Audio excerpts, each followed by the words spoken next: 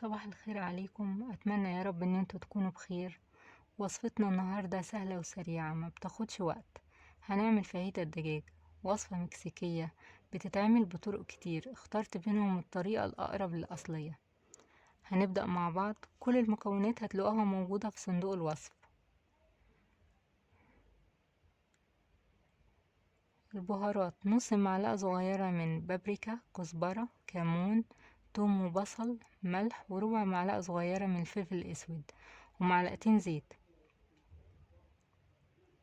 عندي صدر فرخة بقطعه نصين علشان يستوي معايا، واتبلها. كل ما بتقعد في التتبيلة اكتر الطعم بيبقى احسن، يعني اتبليها قبلها بوقت.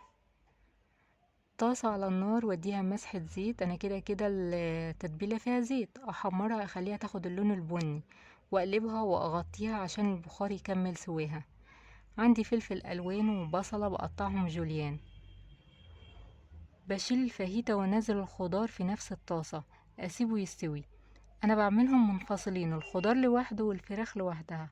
اذا انتي كنتي عايزة تعمليهم مع بعض بتقطعي الفراخ وتحمريها الاول وتنزلي الخضار عليها ويكملوا سوا مع بعض. وما تنسيش تبقي تدوقي الملح.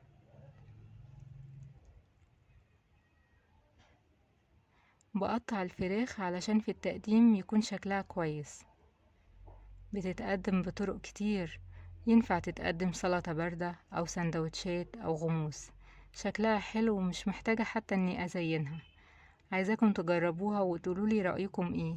اذا عجبكم الفيديو دوسوا لايك، واذا كنتم مش مشتركين في القناة اشتركوا. اشوفكم على خير ان شاء الله قريب، وباي باي.